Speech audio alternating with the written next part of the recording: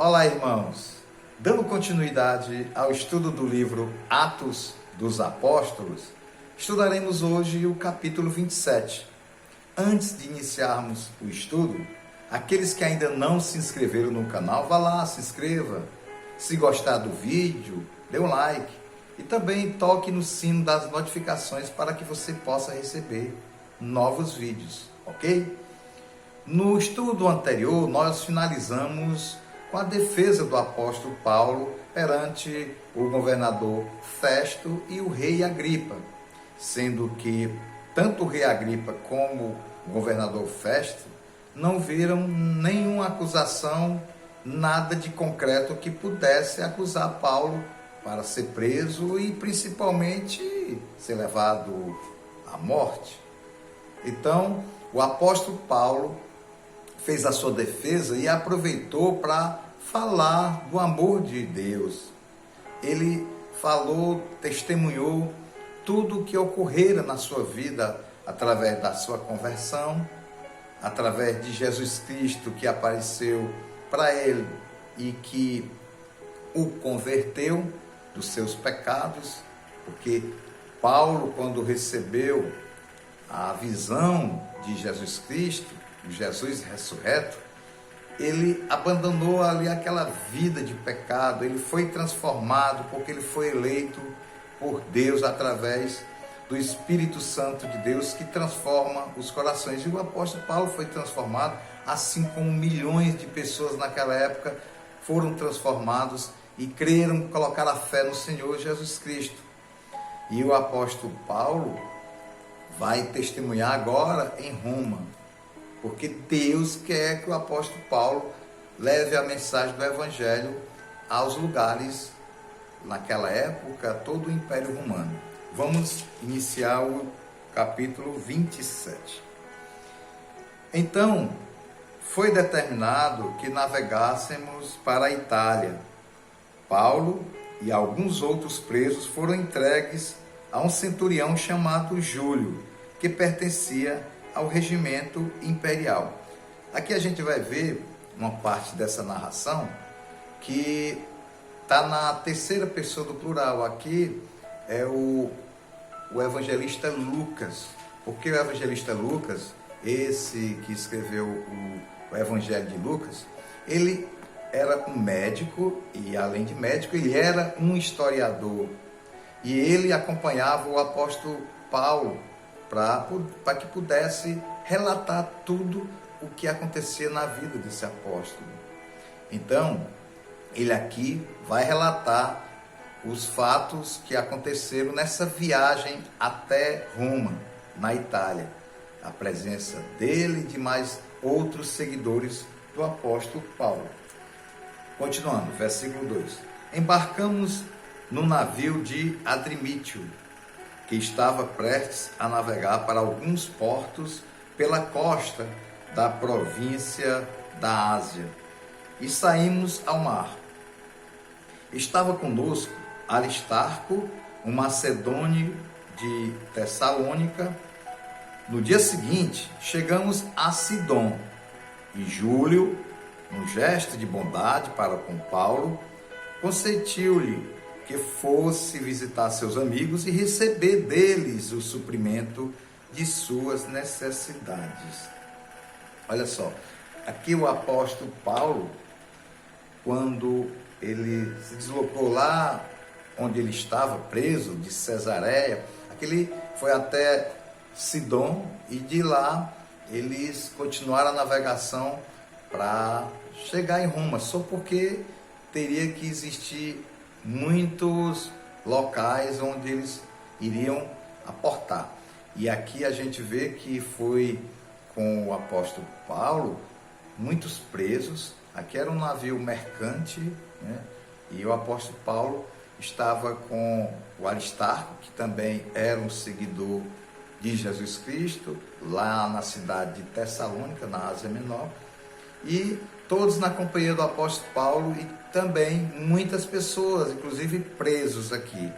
E a gente observa é que quando chegou nessa cidade, nesse porto, lá em Sidom, a gente observa que o apóstolo Paulo deixar o centurião Júlio, que era o responsável pela escolta, ele permitiu que o apóstolo Paulo pudesse receber os cristãos dessa cidade. Os cristãos queriam falar com o apóstolo Paulo e queriam também entregar mantimentos para que ele pudesse seguir essa caminhada. Então, o apóstolo Paulo foi nessa viagem. Essa viagem foi uma viagem que deve ter acontecido muitas conversões dentro desse navio, porque o apóstolo Paulo ali representava o amor de Deus e representava Cristo como discípulo de Jesus Cristo ali naquela embarcação, mesmo ele indo para Roma para a prisão. Versículo 4. Partindo dali, fomos navegando próximo à costa norte de Chipre, porquanto os ventos eram contrários. Havendo atravessado o mar aberto ao longo da Cilícia e Panfilha, aportamos em Mirra, na Lícia. Ali, o centurião encontrou um navio alexandrino que estava pronto a rumar para a Itália e ordenou que embarcássemos nele. Navegamos lentamente por muitos dias e foi em meio a muita dificuldade que chegamos a Cnido, não nos permitindo os ventos prosseguir mais adiante. Navegamos ao sul de Creta, defronte de Salmona, e, enfrentando o mar e os ventos, costeamos a ilha até alcançar um lugar chamado Bons Portos, perto do qual ficava a cidade de Laséia. Tendo perdido muito tempo, agora a navegação por aquelas águas tornaram-se por demais perigosa. Eis que o dia da expiação já havia passado e, portanto, Paulo os advertiu: Senhores, antevejo que essa viagem será desastrosa, com avarias e muito prejuízo, não apenas em relação à carga e ao navio, mas também para nossas próprias vidas. Todavia, o centurião, em vez de dar ouvidos a Paulo, as palavras de Paulo, preferiu seguir as sugestões do piloto e do proprietário do navio, levando em consideração que o porto não era apropriado para passar o inverno. A maioria decidiu que deveríamos seguir navegando com a esperança de alcançar Fenície e ali passar o inverno. Este era um porto de Creta e que dava saída para sudoeste e noroeste. A gente observa aqui que essa viagem da cidade de Cnido até Creta foram aproximadamente 15 dias de viagem. A distância dessas duas localidades era de aproximadamente 280 a 300 quilômetros. Eles passaram quase 15 dias. Pense aí um sofrimento, né? E aqui o apóstolo Paulo, na sua sabedoria, falou que não deveria acontecer, continuar a viagem, até porque os ventos estavam muito fortes, a navegação naquele período, porque era o período da expiação, que era uma festa dos judeus. Os judeus tinham muitas festas, né? E a festa da expiação, que era mesmo a chamada festa do perdão, essa festa acontecia em meados de setembro, finais de setembro, começo de outubro. E era um período que não era interessante para a navegação. Os romanos não navegavam nesse período. E quando chegava a navegar em novembro, eles diziam que era um suicídio navegar em novembro. Navegar em outubro e setembro era um perigo. E o apóstolo Paulo orientou. Mas o centurião Júlio preferiu ouvir o piloto da embarcação e o dono da embarcação. E aqui essa embarcação de Alexandria, que era uma cidade muito importante naquela época do Egito, e essa embarcação ela levava mantimentos, levava trigo para Roma. Como Roma dominava todas aquelas colônias, aquelas províncias, e lá de Alexandria saía trigo para Roma, e era necessário que o trigo viajasse, era necessário que aquele navio teria que navegar, mesmo com esses problemas. E esse navio mercante, ele também levava pessoas, tinha aproximadamente mais de 200 pessoas, fora umas 300 toneladas de trigo. Então, uma viagem muito perigosa, e o apóstolo Paulo orientou, mas não quiseram ouvir a voz do apóstolo Paulo. A voz aqui que a gente vê que é com sabedoria. E nos dias de hoje, a gente também vê que muitas pessoas não ouvem a voz de Deus, não querem saber, às vezes, de alguma coisa que você observa que aquilo ali vai dar errado, mas as pessoas não querem receber conselhos, muitas das vezes de pessoas mais experientes, muitas vezes de pessoas que têm o conhecimento e a sabedoria de discernir. E aqui a gente vê que o apóstolo Paulo falou, mas eles não quiseram ouvir a voz do apóstolo Paulo. Continuando, versículo 13. Soprando brandamente o vento sul, e acreditando eles haverem conseguido alcançar o que almejavam, levantaram âncoras e foram costeando Creta, bem próximo da ilha. Todavia, pouco tempo depois, secandou-se contra a ilha uma espécie de furacão conhecido como vento nordeste. E sendo o navio lançado para fora de curso, e não podendo navegar contra o vento, nos rendemos à sua fúria. Cessamos as tentativas de manobras e nos deixamos ser levados, passando ao sul e bem próximos de uma ilhota chamada Clauda. Essa ilhota era aproximadamente uns 30 quilômetros de distância da ilha de Creta. Foi com extremo esforço que içamos a bordo o bote salva-vidas. Conseguindo recolher o bote para dentro do navio, empregaram todos os recursos para reforçar a embarcação com cordas. E temendo que encalhasse nos bancos de areia de Sirte, baixaram as velas e largaram o navio à deriva. Contudo, no dia seguinte, sendo violentamente castigados pela tempestade, começamos a atirar ao mar a carga do navio. Olha só, ao terceiro dia, em meio à tempestade, com as próprias mãos, lançaram fora a armação do navio.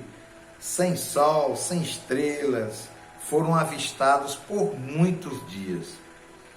Aqueles ventos devastadores e o mar revolto abateram-se com ímpeto sobre nós a ponto de perdermos toda a esperança de sermos salvos.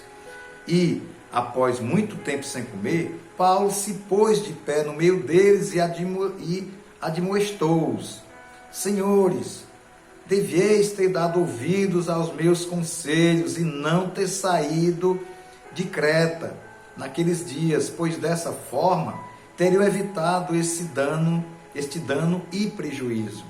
Entretanto, agora exorto-vos a que tenhais bom ânimo, porquanto não se perderá vida alguma entre nós, mas somente o navio será destruído. Pois ontem, durante a noite, apareceu-me um anjo de Deus, do Deus a quem pertenço e a quem sirvo, e comunicou-me: Paulo, não temas, eis que é imperativo que compareças diante de César. E por isso, Deus, por sua graça, te concedeu a tua vida e de todos os que estão navegando contigo. Portanto, senhores, tende coragem, pois confio em Deus que tudo se cumprirá conforme me foi anunciado. Certamente seremos arrastados para alguma ilha. Olha só, aqui a gente observou que aquilo que o apóstolo Paulo falou, aquilo que foi aconselhado pelo apóstolo Paulo, aconteceu. O navio começou a ter um grande... A natureza começou a se enfurecer naquele momento, naqueles dias, e houve ali tempestades, furacões, que começou a fazer com que a embarcação saísse à deriva, ou seja, aquela embarcação ela estava sem rumo, ficou sem rumo. Por quê? Porque naquela época não existiam bússolas ou algo que pudesse dar um destino correto à embarcação. Eles navegavam sendo orientados pelas estrelas, né? Pelas coisas da natureza. E como estava chovendo muito, fechado o tempo vários dias, o sol já não aparecia, então eles ficaram à deriva. Eles não sabiam para onde a embarcação estava indo. E eles observavam que alguma coisa iria acontecer, a embarcação iria se quebrar toda. Eles começaram a tirar o bote, porque o bote ficava atrás, o navio ficava carregando os botes, e eles recolheram os botes, fizeram de tudo para que pudessem evitar que aquela embarcação pudesse bater em alguma rocha, em alguma coisa, iria destruir a embarcação se isso acontecesse. Então eles começaram a recolher e jogaram os mantimentos, as toneladas de trigo foram colocadas fora do navio. Então aqui houve perca de material, mas o importante é que aconteceu o sobrenatural. O apóstolo Paulo falou, além de ter comentado a respeito de que não ouviram aquilo que ele falou, ele exortou o povo, falou e também deu uma voz, uma palavra de conforto, de alegria. Falou: olha, um anjo do Senhor falou comigo e que ele vai preservar, Deus vai preservar a vida de todos os que aqui estão nessa embarcação.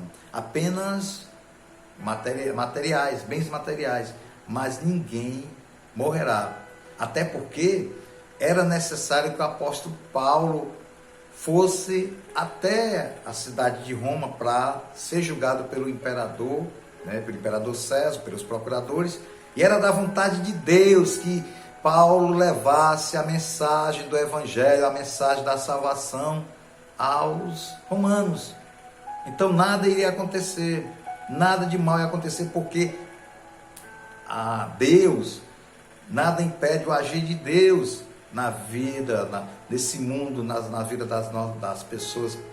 E acontece o seguinte: a gente observa que o apóstolo Paulo, sabedor, crente em Cristo Jesus, sabia que Deus estava no controle de tudo, porque a palavra de Deus diz que nada se perde, nem um fio de cabelo que cai. A palavra de Deus diz que nem um fio de cabelo, até um fio de cabelo que cai da nossa cabeça, tem um controle de Deus. Então, o apóstolo Paulo acalmou aquela multidão, acalmou aquelas pessoas, de que fiquem tranquilos, mesmo vocês desobedecendo o que eu falei aqui, mas Deus não vai permitir que isso aconteça. E muitas das vezes a palavra de Deus, Cristo, ele fala nos nossos corações, ele fala para a gente todos os dias, mas a gente não quer ouvir a palavra de Deus, a gente rejeita a palavra de Deus, ou muitas das vezes não quer cumprir, não quer ser obediente à palavra de Deus, e aí as coisas ruins têm de acontecer, porque você escolhe outro caminho. Aí você me pergunta: e como é que eu ouço a palavra de Deus todo dia? A palavra de Deus, ela está revelada nas Escrituras, na Bíblia Sagrada. A Bíblia tem tudo aquilo necessário para que nós possamos viver em harmonia aqui na terra. A palavra de Deus, a Bíblia, ela foi escrita por aproximadamente 40 homens inspirados por Deus. Tudo está aqui nas Escrituras. Deus fala com o seu povo através das Escrituras. E a gente fala com Deus através da oração. Então procure orar, Procure ler e meditar nessa palavra, porque a palavra tem poder. A Bíblia é a verdade. Conhecereis a verdade e a verdade vos libertará. E essa verdade está em Jesus Cristo, que está toda, a Bíblia está toda voltada para Jesus Cristo. A revelação. Então, meus irmãos, a reflexão de hoje, do estudo de Atos, capítulo 27, primeira parte, é que nós comecemos a ouvir a voz de Deus. Leia a sua palavra, fale com Deus através da oração e Ele vai se manifestar através do Espírito Santo de Deus que habita no coração de todos aqueles que confessam ao Senhor Jesus Cristo como Salvador, colocam a fé exclusiva em Jesus, arrependem dos seus pecados e entregam para que Deus possa guiar. Amém? Querido Deus, nós te agradecemos, ó Pai, pela tua mensagem. Te pedimos, ó Pai, que nós possamos cada vez mais ler a tua palavra, possamos ser obedientes a ela, porque o Senhor nos fala aos nossos corações, às nossas mentes, através das Escrituras, e que agem através do Espírito Santo nas nossas vidas, para que possamos ser moldados, santificados, e que possamos obedecer a tua palavra, ó Pai. Continua, Pai, agindo nos corações daqueles que ainda não te conhecem, que o Senhor possa eleger essas pessoas, coloquem a fé, tragam ao arrependimento de pecados para que possam ter a vida eterna. Em nome de Jesus Cristo, nós te pedimos e agradecemos. Amém.